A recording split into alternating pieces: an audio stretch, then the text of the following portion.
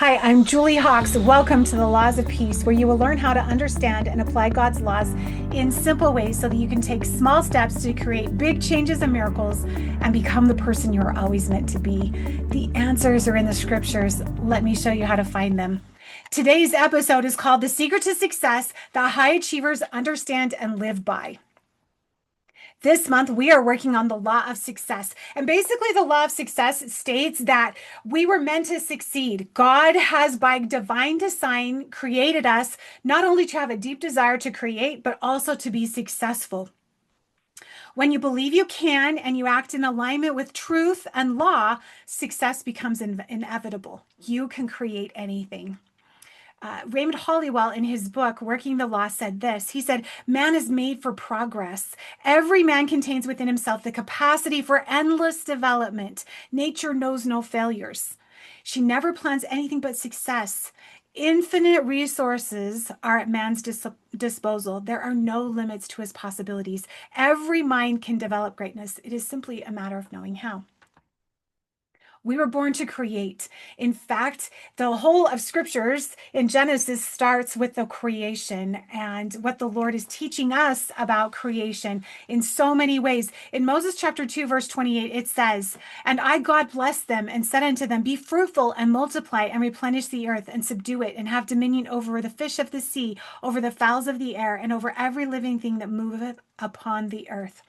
God is commanding us to create, and He's inviting us to do so and preparing the way so that we can.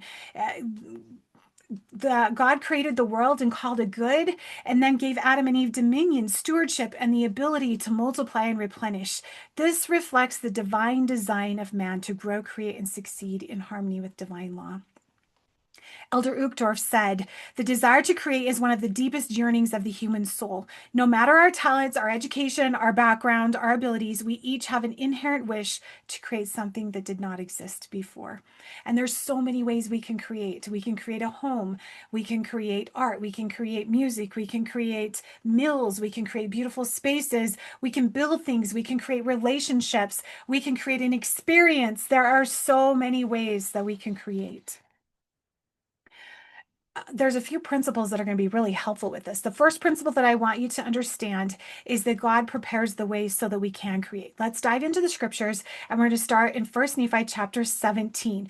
Now, this is where the Nephites, Laman and Lemuel and Lehi and their whole family have crossed the desert, and they have arrived at the land Bountiful, which is on the shores of the sea.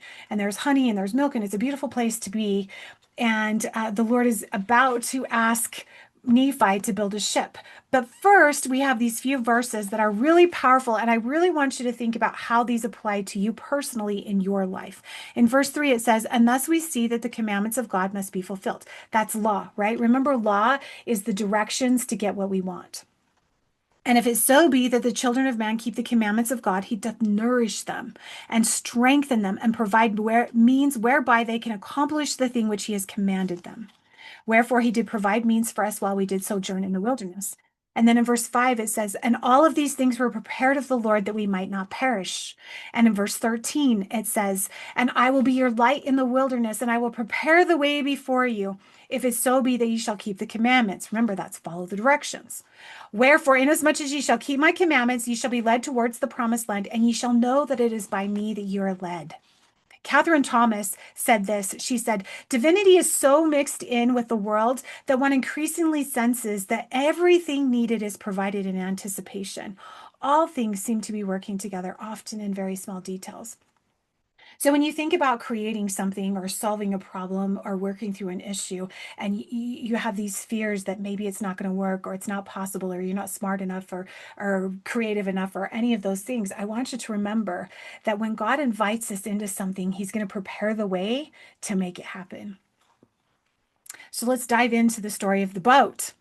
So in verse 8, it says that the Lord commanded and said, "Thou shalt construct a ship after the manner which I shall show thee, that I may carry thy people across these waters." So I love the way that the Lord talks. He's very specific and he's very succinct. He said, "You're going to build a ship. You're going to do it my way. And this is why, so that you can get across the ocean." And then I love Nephi's response. Now, remember, he's not a shipbuilder. We don't know what he did in Jerusalem, but they didn't have ships in Jerusalem, I don't think. And he certainly wasn't a shipbuilder. And so instead of saying, what? You want me to do what? I can't do that. I don't know how to do that. I don't even have the tools. All he says is, I said, Lord, whither shall I go that I may find ore to molten, that I may make tools to construct the ship after the manner which thou hast shown me? He's not like, I'm going to build it my way. He says, I'll do it your way. I just need to know where to get the ore so I can make the tools. So he's going to take this step by step. So as we look at the story about Nephi building this ship, we are going to see the same principles of success that high achievers already know and live by. And so here we go. So it came to pass that the Lord told me where I should go to find the ore.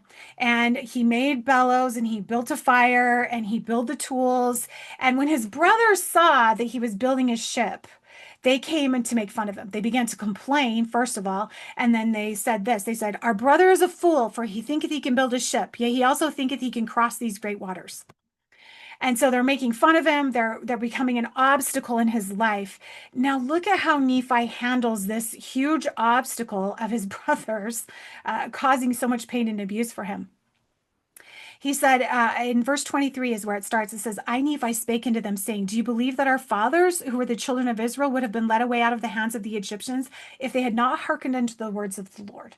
So he's about to teach his brothers a powerful lesson, and he's talking about the children of Israel getting away out of the bondage and the slavery that they were facing, and then about them crossing the Red Sea. I think the Red Sea story must have been one of Nephi's favorites because we see him talk about it a lot in the scriptures. He brought up this specific story when he was going to get the plates from Laban, and he's bringing it up again here because it's a story of miracles. It's a story of God showing up. It's a story of promises. It's a story of the impossible becoming possible. And anyway, he says, look, do you think that the Israelites would have been saved if they hadn't followed what the Lord asked them to do? And then he continues and he said, Moses was commanded to do a great work from the Lord. And then he said, you know that the waters of the Red Sea were divided hither and thither, and they passed through on dry ground. And you know that the Egyptians were drowned in the Red Sea. So he's reminding of this story step by step by step. And then he said this, he said, you know that they were fed by manna in the wilderness.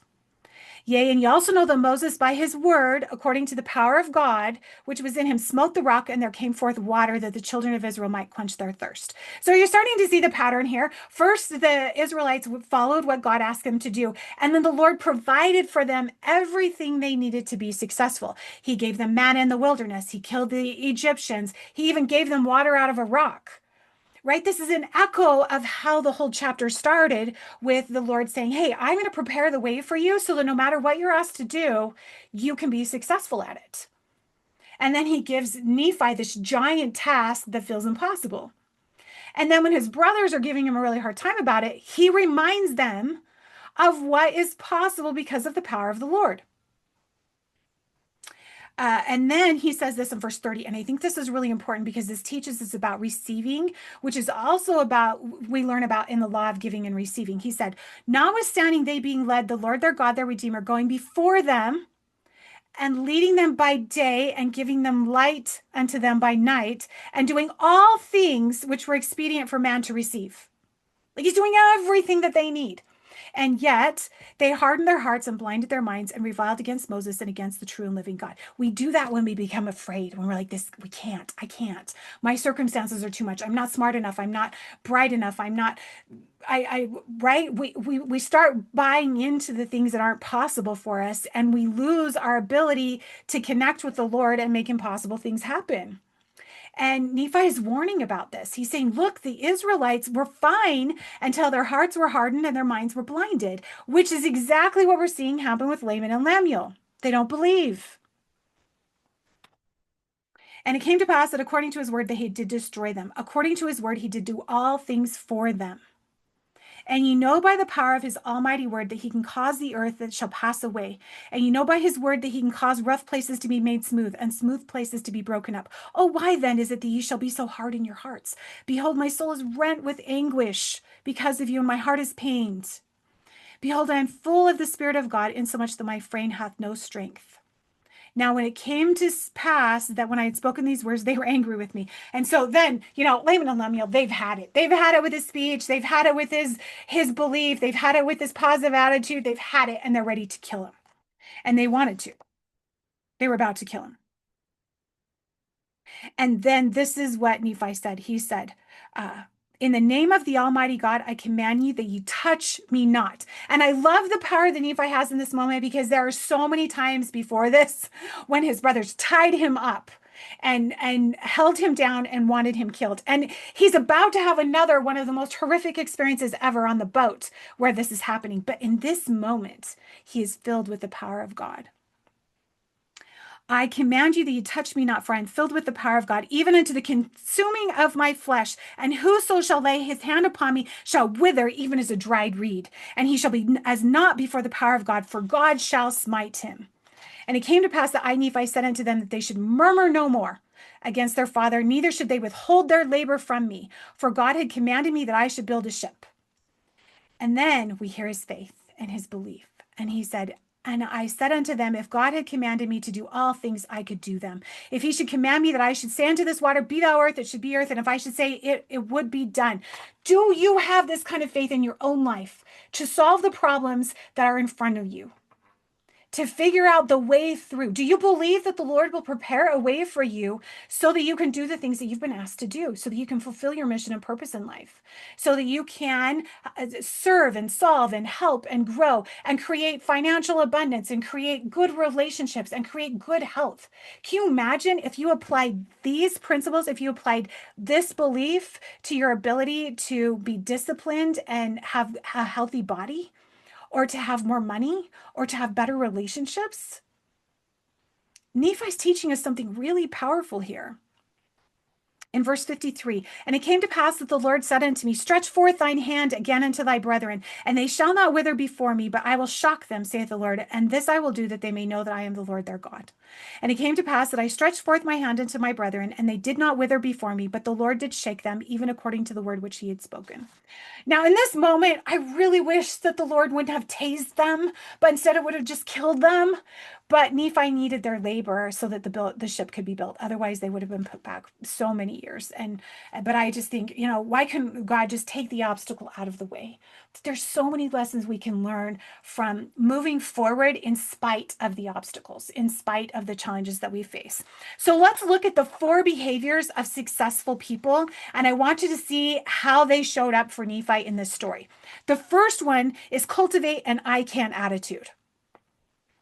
Nephi knew from past experience with the plates and with the bow and with all of these and with the liahona that the Lord would show up for him, and that through Christ he can do all things, which strengthens him, which we read about in Philippians, and we also read about that in Alma 26. And when we have that belief, anything is possible. Number 2, take small daily steps towards goals. Success is cumulative, right? We see that in Alma chapter 37. Through all things are through small and simple things, great things shall come to pass. And we saw that with Nephi. He didn't become overwhelmed by the task. He took it a step at a time. He said to the Lord, okay, first of all, I need to make tools. Where do I go to find the ore to make the tools? And then after that, he made a bellows so that he could create fire to make the tools. Right? He's just taking it one step at a time. Number 3, be aware of your mental and emotional atmosphere. It affects your outcomes and it influences others. We have to manage our thinking and our emotions. Laman and Lemuel couldn't. Nephi did. And the way he did it is he focused on his faith in Jesus Christ and the power of God to make impossible things happen. Are you doing that in your own life? Are you getting all caught up and spun out by the worries and the circumstances and the environment that you're in? You're being invited into something better, something higher, something so much more exciting when you are applying the law of success. The law of success is I can do all things through Jesus Christ. Okay, and the 4th step, the 4th key component of success that high achievers know about, they understand it, they live by it, is they use their time and their thoughts efficiently.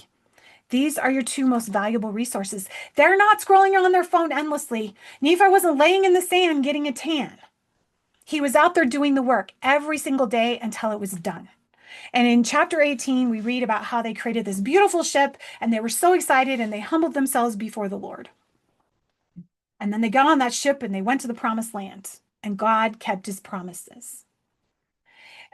President Nelson, in his talk, Christ is Risen, Faith in Him Will Move Mountains, said this. He said, truly, faith is the power that enables the unlikely to accomplish the impossible. Let me repeat that because it matters to you in your own circumstances. Truly, faith is the power that enables the unlikely to accomplish the impossible. The mountains in our lives do not always move how or when we would like, but our faith will always propel us forward. Faith always increases our access to godly power.